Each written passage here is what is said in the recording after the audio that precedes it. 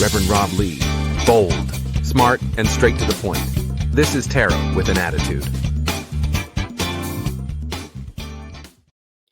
Hey, everybody, and welcome back to Tarot with an Attitude. I am your host, the Reverend Rob Lee. Wow, bangarang. Okay, something new, something different. I've got a special guest here, and I keep getting asked a lot of questions about religion, spirituality, the reality of it all. So I thought this gentleman would help us right out of the gate with such a great topic. But let me tell you a little bit about him. His name is Glenn Ambrose. He's a spiritual advisor dedicated to helping high-achieving individuals move from success to significance. He spent years coaching clients around the world. Glenn guides leaders, entrepreneurs, and visionaries who have mastered their external world but are now searching for that deeper fulfillment and lasting purpose, like all of us are. His mission is to help you navigate the next chapter of your life where purpose, growth, and legacy take center stage.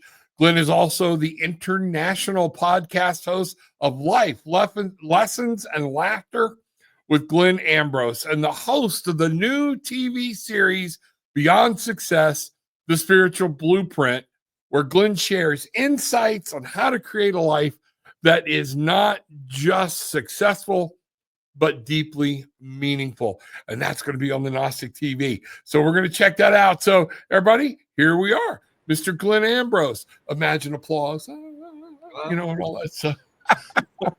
So Glenn, how are you, sir? Wonderful. Thank you. Good. Yeah, it's good for you to be here. It's nice so people know this is our meeting for the first time, and I like that. So, let me ask you a little bit. And I noticed in your bio at one point it said you were homeless and you've gone from that to this. Can you give us a real quick snippet of that story so people can understand why this is so important to you? Sure. Yeah, there was back in 2003, and I was alcoholic for 20 years. Got married, started a business, bought a house, had a son, did everything I was supposed to do in order to be happy, and found out I was more miserable than I was before. So got divorced, and then I really started to spiral. My son was 1,400 miles away, and after a couple of years, I finally found recovery.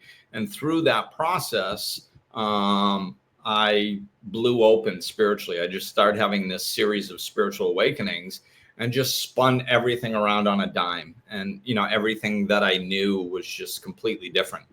And from that point forward, I've been, now it's over 20 years that I've been living this life, based in spiritual principles in every area, personal, all the situations we navigate. I had to go through custody battles and all kinds of stuff in that arena, and started my own business. And here we are, 20 years later, and now I'm living in the mountains of the Dominican Republic in this beautiful, peaceful slice of nature.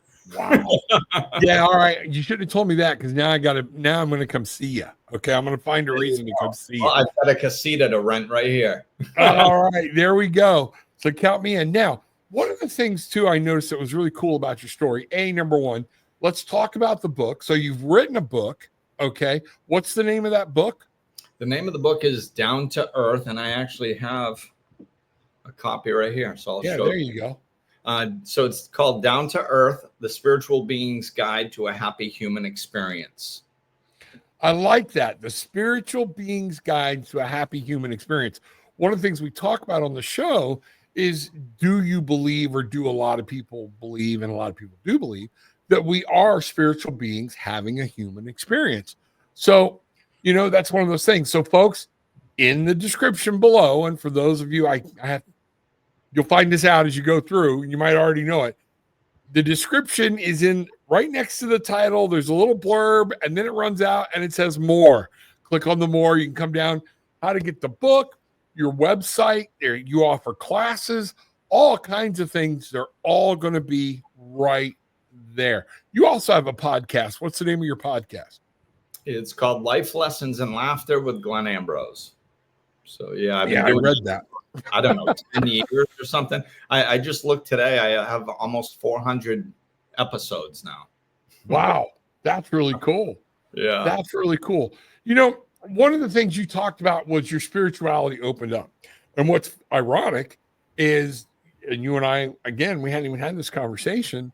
I spent 4 to 5 years. I had my master's in social work, and I spent 4 to 5 years helping and running a medically addicted treatment center, helping people with alcohol and opioid addiction. So when you said alcohol, I was like, oh, okay, rang something near and dear to my heart. But you know, you talked about in your book and different things, you talk about personal transformation, okay, and discovering some universal principles, okay. Give me a hint on some of those. What are you seeing as universal principles? Well, some of them are non-attachment to an outcome. That's a big one.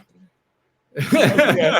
You see me laughing because I used to teach sales, and a buddy of mine, Jay, you know, we used to tell people, don't get emotionally tied to the outcome, you know, let it go. You know, it's one of those things. The more no's you get, the closer you are to your yes. So that's why I'm laughing. We are running so many parallels, but in the spiritual world, and that in today's world, it's so hard for people not to become emotionally attached. Elections, you know, all of these different things that we're just bombarded with. So, Right. I mean, that's massive. So, It's huge. And actually, you know what, of course, I've learned these on different levels, as a lot of times we do, you know, layers of the onion and things like that. And really, for me, the biggest moment was when my son was 12 and I was moving. He was in an abusive household and I was moving for custody. And I had already been through 10 years of family court, and really it did not go well for the most part. yeah. I spent a lot of time with him, but it was very difficult. So here I am now. I'm about to embark on this. Hey, I want custody of this child. I want you to take this child out of his mother's house that he's lived in since he was born and give him to an ex-alcoholic who's never had any custodial rights. I was with him 4 or 5 days a week for years, but I had no custodial rights. And here I am, you know, and now that's a big ask. And I knew that there was a lot of fear, and I knew that I needed to get rid of that fear if I was going to be successful in this venture. So before I went, I really worked on myself, and I got clear on the non-attachment to an outcome. It was like, you know, so I really used that law, and I was like, well, am I going to be happy if it goes my way? And it's like, well, of course I will. That's easy, right? And that's usually what most people focus on. And it's like, no. I don't have to make peace with things going my way. What I need to do is make peace with things not going my way and hand this. Where is this fear coming? This fear is coming from me taking my power and putting it into the hands of the Rhode Island court system. This fear is coming from me taking my power and handing it over to my ex-wife and what she may or may not do. I had to take that power back and hand it to my higher power, hand it to God, and go, whatever you do, I know is in my best interest. I know it's in my highest good and my son's highest good. And I trust you completely. So I'm giving my power to you, and I'm trusting. And if for some reason this doesn't work out, then that means that there's something more for me and my son to learn by him staying in that house. And you know, that's massive, because I dealt with a lot of people dealing with that when I'm doing therapy and stuff for addicts and things. They're trying to get their kids back, blah, blah, blah, blah, blah. But fear is massive in our lives. And that trusting, you know, we could say, I believe in a higher power until it's time we get tested, when we have to put our faith in the higher power. And whenever somebody talks like what you just said, it reminds me of the old Garth Brooks song, some of God's greatest gifts are unanswered prayers.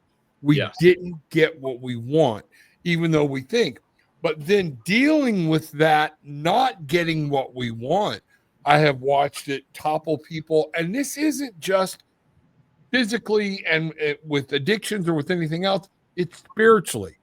I've watched them walk away from God. I've done that where I turned my back and was like, I don't want anything of it.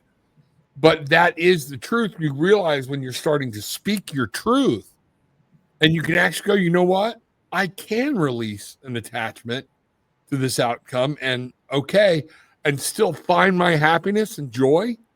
We have something to build on. That's massive. That is massive for people to understand.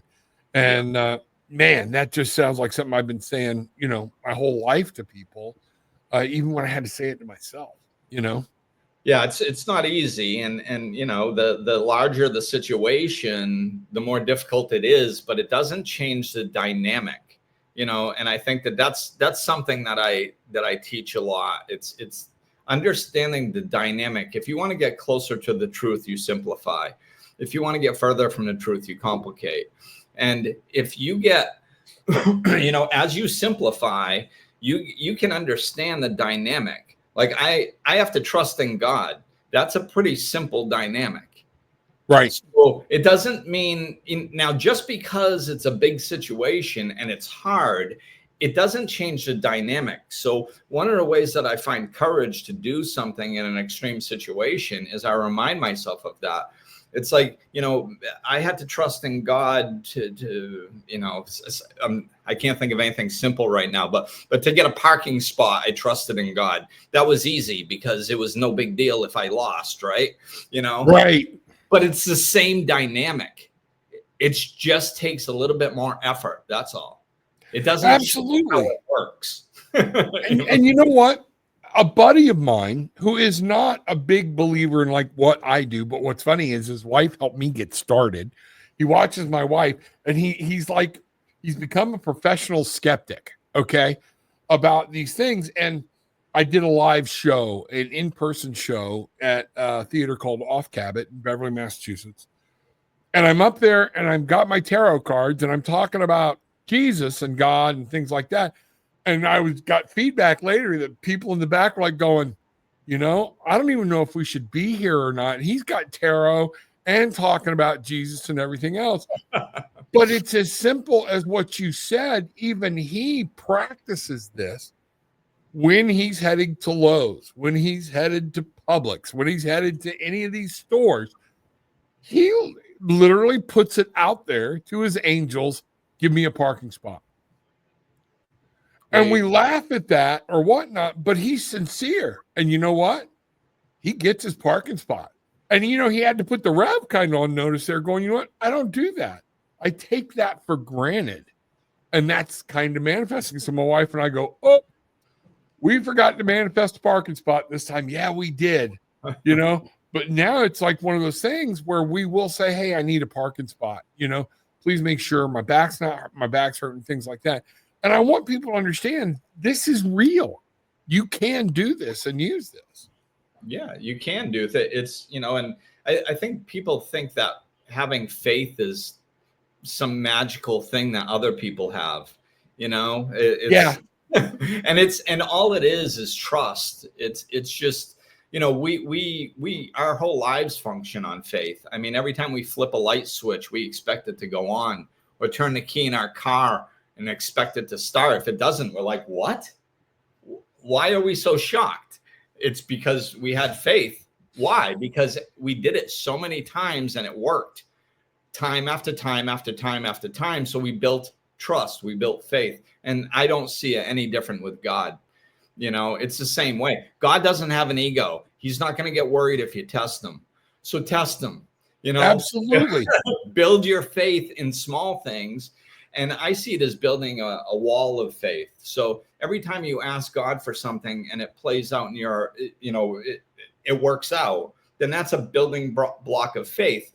A lot of times we'll just dismiss those things. And when things go bad, we hold them in our heart, but we dismiss all the gifts and the blessings that we get on a regular basis. And it's like, no, take a moment and make that part of your psyche, hold those.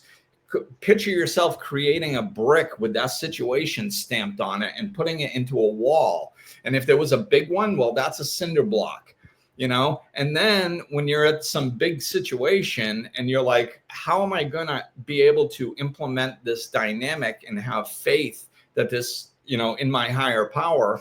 Well, lean on your wall of faith that you built. Go over there and go, oh yeah, he was there for me here, here, here, here, here, here, here, here, here, here. Why wouldn't he be for me here? Exactly. And then, you know, that can give us the courage to put our faith in God. And, you know, what did he say? We just need the faith of a mustard seed. Faith of a grain of mustard seed, and you can move a mountain. Right. So, and you know, and that's another. We don't have to do it perfectly. No. You know, I moved a mountain. Now I may have squashed somebody along the way, but you know, sorry, but the mountain had to go. You know, if you were in the way, that's on you, bro. You know, but seriously, you know, and when you talked about having a personal relationship in all scriptures, and I'm talking about across religions, even things like that, it's taught repeatedly. God desires a personal relationship with us. God never leaves. His angels are here. The guides that he sends, the Spirit is here. It's not God that walks away from us. It is us that forgets to talk to God. And I remind people every time, you know, how would you like to be married to somebody? Okay. And every morning they get up, they leave. They don't even make you breakfast. They don't do anything. They don't speak to you until they need something done. Divorces have been built off relationships like that. But we don't think a thing in the world about doing that to God. Hey, good morning. I agree with you 100%. It's, you know, it's like a lot of, and sometimes, you know, depending on who I'm talking to, I'll choose different words. And sometimes I'll leave God right out of it because, you know, because people can have a stigma about that, right? Yeah, so absolutely. I'll tell, you know, if you asked probably, you know, 1 million people, what do you want out of life? Almost all of them are going to say, I just want to be happy. I just want to be happy. And then if you ask those same 1 million people, what have you done in the last 2 weeks to bring happiness into your life? They're probably going, most of them are going to say, what do you mean? They won't even understand the question. Yep. You know, so we don't take time to bring happiness into our life. We don't take time to build a relationship with God. We don't take time to bring, everything is energy. We need to put energy towards what we want to have, or else we're not going to have it. You know, that's like another spiritual law, right? It's right. You don't, all you have to do to get rid of something is to starve it. You don't feed what you want, starve what you don't want. If you don't want a relationship, starve it attention. If you don't want your dog, starve it attention. If you don't want, it'll run away eventually. If you don't want, you know, if you don't want your plant to grow, starve it of whatever it needs, water, right? Just don't give it the energy that it needs and it will be gone. So whatever, you know, the reverse is true. Whatever we want in our lives, we actually have to put some energy towards it. And I believe that, you know, God is divine intelligence. He knows a heck of a lot more than we do. So he set us up for success. He knew we were going to be busy. He knew that we weren't going to be able to sit on a couch and meditate for 8 hours a day to offset the 8 hours of work that we went and did in the unconscious world. So that's not the requirement. You know, we can take 15 minutes, 30 minutes, an hour a day out of 24 and build a beautiful relationship with God with that time. Absolutely. And that, you know, one of the things I tell people all the time is remember, you know, just take a little time to thank you. Whenever the 5 of Cups comes up in tarot, I call it my grief card. And we're mourning over everything that's been lost. But because he's got his back looking to the past, he doesn't see the 2 full cups that are right there waiting on him. And that's very important for us, even in the loss of a loved one or things like that. Grief is very important. You know, it shows what things are important in our life. And there's nothing wrong with grieving over loss, whether it be material or physical. It's when we live in grief when we stay there. And a Right. lot of times you find out the only question we ask when we start grieving and we're living in bad grief is, why me? Why me? God, why? God, why? We're searching for that answer, why? Well, there's your clue. If you've asked that several times, maybe it's time to go, okay, that was a valuable relationship. Thank God I had them or that in my life. Okay. But now what am I moving on to? Where am I going from here? You don't forget these things. You don't forget these people. No, no, I You know, agree. that's Grief is a process to go through. It's, like I heard, if you're going through hell, don't sit down and start a campfire. Keep going, right. like so you can come out the other side. So if you're, I see that on social media, people saying like, oh, I lost my father 20 years ago and it still hurts just as bad today as it did 20 years ago. And I'm thinking that's horrible. Like, Right. that's so sad. I mean, it's, it's like you said, grief is important. It's not that we skip over it or think it's not important. It's very important, but it's a process that we work through. I think where most people get hung up is as soon as they think, like they say it in a lot of different ways, but they don't realize the unconscious hook that it has. Correct. What they say is they say some version of it shouldn't have happened. And as soon as you put that label, he died too young. He shouldn't have gotten that disease. He shouldn't have gotten in that accident. It shouldn't have happened. As soon as we put that it shouldn't have label on it, we will never work through that grief. We will never work through the process because we've just labeled it as wrong. There's something inherently wrong with God's universe that this specific thing had happened. And there's no fixing that. So if we label it as there is something wrong with the flow of life, then you're stuck hovering in that space forever. And one of the things, and I think this is a good way, and you can help me explain this because I'm sometimes terrible in attitude because I get a little lippy and sarcastic. Okay. Me too. But, like you said, and we agreed at the beginning of this, a lot of people believe we are spiritual beings having a human experience.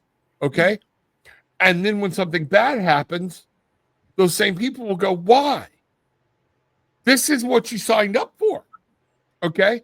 To experience sorrow, sadness, because to experience sorrow and sadness and grief means you can even more appreciate the sunlight, joy, happiness. Man, I'm getting the goosebumps. All right. But that, folks, this is what Glenn and I are trying to get you to understand. The first time you go to ask why, we understand it's human nature. Okay. But the world has put a lot of that why in there, not God, not the spirit, not the lack of knowledge. And again, when you're trying to understand if you have a true belief in the God of the Bible or whatnot, but it works whether you're believing in the Christian God or the God of a higher power. There's a statement in James 1:5. If any of you lack wisdom, and I'm going to put this in here, why? Ask of God, who gives everything, all knowledge, and upbraideth not. Gives to man liberally. Okay? He will answer your prayers. A lot of times we just don't stop, slow down, and listen. Like Glenn was saying, taking half hour. I tell people 20 minutes because I know in today's world, getting up a half hour early throws people for a loop. But 20 minutes, okay, to just sit and be still and be alone with your thoughts and talk to God. Talk to your spirit. Talk to your angels. Talk to your higher conscious. I don't care. But that is, when you ask that question, why, you have to remember, this is why. We're here to experience. And expect the answer. I think that's one thing I caught myself doing before is, I was praying and talking to God and asking questions and all this stuff. And and it wasn't working. Okay. Right. So I'm sitting there and I'm going, really inside and feeling my energy, and I'm going, I don't expect him to answer me. I'm not asking a question and expecting an answer. I'm asking a question and assuming that I'm not going to hear an answer if I'm really honest with myself. Right. You know, and it's like, well, of course not. It's like I'm basically reinforcing my non-belief. You know, it's like Right. you can't pray and worry at the same time. You got to pick one. You know, if you're praying and worrying, then you're not actually praying. What you're doing is you're scared talking. Yep. There's a chapter in my book about that. It's Okay. like you're just talking scared and then worrying the rest of the day. It's like, well, didn't you just ask the all-powerful, omnipresent being that designed the entire universe for its help, and you don't think he's up to the job? Like, you know, like, Oh, yeah. And, you know, again, it's one of those things of, okay, you asked. Now sit down, shut the hell up, and listen.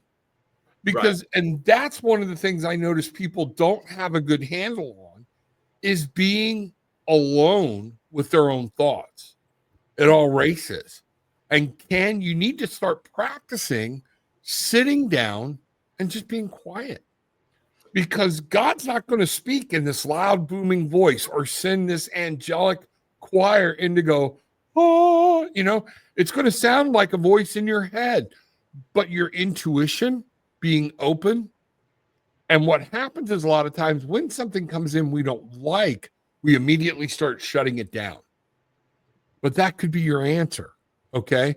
And maybe that's your door that you need to work on to be able to get out of where you're at. Right. Now, expectation plays a part in that. You know, what you just said is important. It's, you know, like if I'm asking a question and I'm expecting to hear a helpful answer, then I'll probably hear it. If I'm expecting to not hear a helpful answer, then I'm probably going to dismiss it and just be like, you know, because I have that defeatist attitude. It doesn't fit the energy that I'm in. You know, it's kind of like when you're having a bad day and somebody comes up to you and says, isn't it a beautiful day out? And you just want to choke them. Like, why? They didn't say anything bad. They didn't do anything wrong, obviously, right? But it's incongruent energy. You're in negative space and they're in positive space. And it's like oil and water. It just doesn't match. It doesn't sound right. It doesn't seem right. It seems wrong. You know, so our you know, the energy and or the deep-seated belief systems that we're functioning from dictate our experience. You know, so we have to be mindful of that. If we're asking, expecting to, you know, I actually did this one time when I first started life coaching. I worked for a few months and I was, you know, empath, taking everything in through my heart. And after a few months, I was like, I can't do this. Like, there's no way I can have a career like this. It's been 3 months. I'm exhausted. And so I sat down and I said, you know, help. I need another, you know, I need another way to do this. And what I heard was connect through your mind or your intellect instead of through your heart. And I said, no, I can't do that because I connect very deeply when I connect to people through the heart. And that's how I understand them so deeply. And if I do that, then through the head, then I won't be able to understand them so deeply and it won't work. And Spirit says to me, he says, okay, let me get this straight. You just asked me what to do. I told you, and then you told me why you wouldn't do it. Yeah. And I just started laughing and I was like, oh yeah, I guess I did. So Spirit just said, just go try it. So I went and tried it, and no kidding, like I didn't have many clients back then, but within like 2 weeks, I took to it like a duck to water. And what I found was that I don't think empath is just connecting through feelings. I think empath means connecting deeply, and we can do it through our feelings. We can do it through our mind. We can do it in different ways, right? So once I started connecting to people deeply, intellectually, what I found is I could skip right through the surface of what they were saying and understand their meaning underneath. and I wasn't emotionally attached to the situation, and which emotion clouds our vision. Correct. So I was actually able to understand and help people even more than when I was connecting through my heart. And that makes total sense. I tell people all my pet thing. I even put it, I have a book, Tarot Simplified. One of the biggest things that I think is one of the most misused terms in the metaphysical world is empath. I'm an empath. And all of these people will be like, oh, you have to forgive me. I'm an empath and I've just been overcome. First off, no, I don't. That's if you're going to use that tool, then don't bring your negative energy because you haven't learned to control it, into my hula hoop, into my world, love you, go clean up, take a shower, and then come back. We have a responsibility as empaths to learn how to control, to learn how to shield, to learn how to protect, and to learn how, when we open that door, like you said, are we doing it mentally? Are we doing it with the heart? However we're doing it, we have the responsibility to close that door and not carry that crap around. It ain't chicken pox where it's a gift. Somebody else. Yeah, it's a gift. It's a gift. A lot of people walk around, like being victims of it. Oh, life is so difficult because I'm an empath. It's like, what do you mean life is difficult because you have a gift? If you start seeing it as a gift, you start understanding it as a gift, and you start treating it like a gift, it will be a gift. Right now, you're walking around like it's some sort of curse that leaves you open to get abused by every Tom, Dick, and Harry. That's not love. I think we're in there's a huge spiritual awakening happening on the planet. And I think one of the ways it's bubbling up is this desire to be a good person that's bubbling up within basically all people. Now, a lot of people can keep it at bay with addictions and distractions and busyness and all that stuff. But when it starts bubbling up, we're just really not that good at being good people yet, because we only had one example of it, which was like Mother Teresa, give till your knuckles bleed, Right.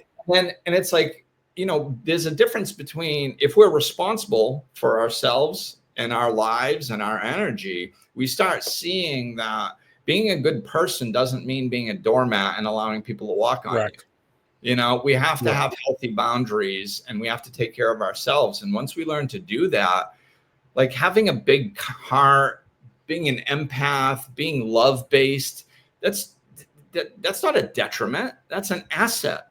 Right. And it will help you see and understand people better. But if you're just wallowing in it, and look, it's a lot of times I think it's an excuse people use to just be pissed off or be in a bad mood, or actually seeking some type of emotional, oh, you poor thing, gratification. Absolutely. Yeah. That's not healthy. The sympathy. I think we're starting to come out of it, though.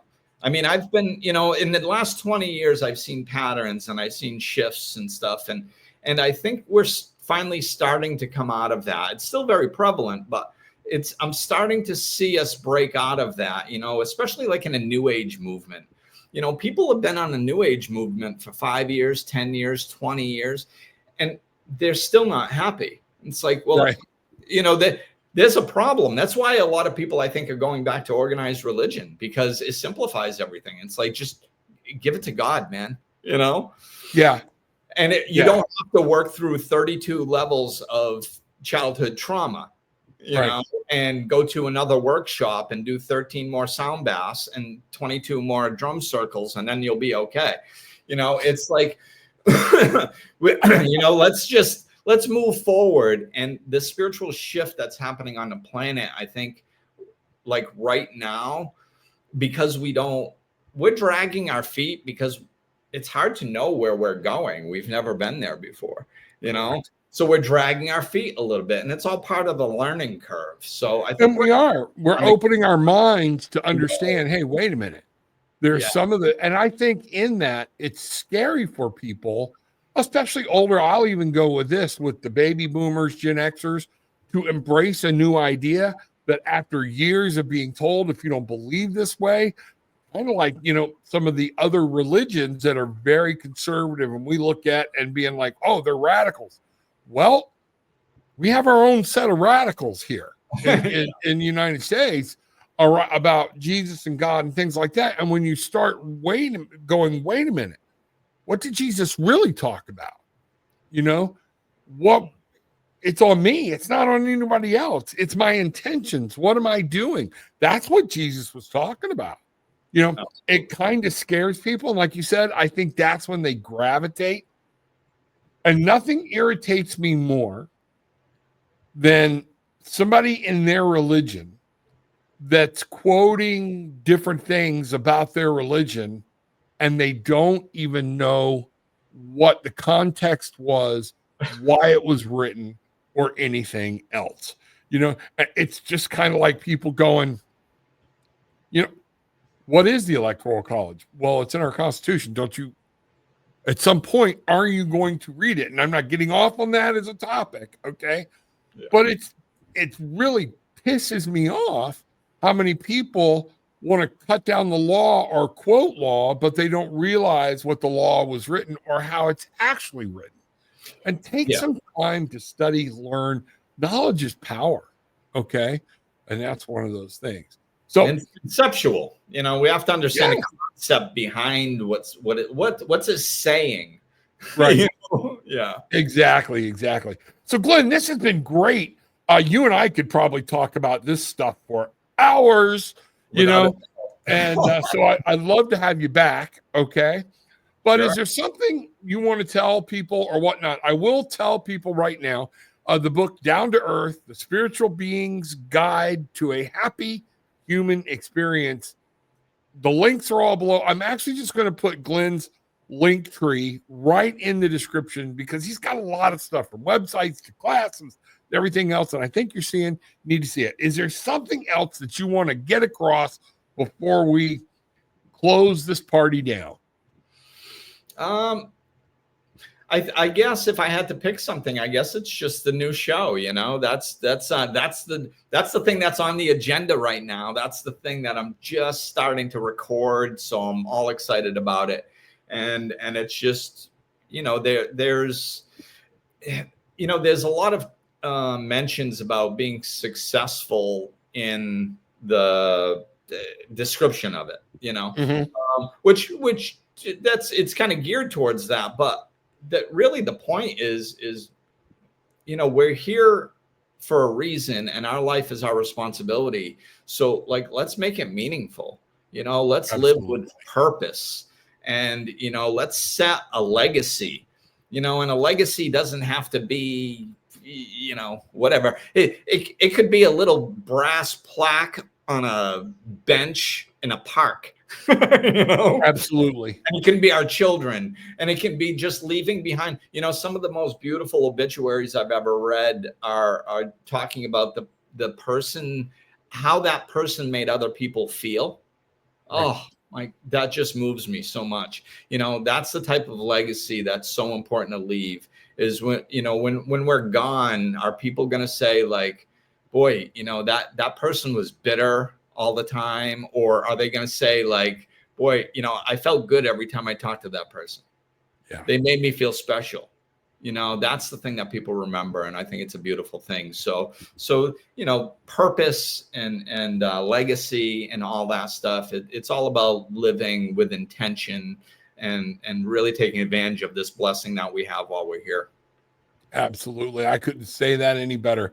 Folks, you know, this new show is going to be on gnostictv.com. Okay. You can go there and look for him. Great friends of the channel, whatnot. It is a new TV channel that our friends, Jay and April, are trying to open up and get started, and they're being very successful at it. So Glenn is actually starting a show there. And, you know, I want to give a shout out to gnostictv.com, and that's where they can find you. Also, they've got, like I said, all the links in your link tree and everything else. So check Glenn's stuff out, check things out. Okay. As always, all my stuff, the link tree is in there too. Click on it, the shows, different things or whatnot, and you can find anything you need. So with all that being said, take what you want, leave what you don't, but leave having experienced a little peace, love, and light. Bang around.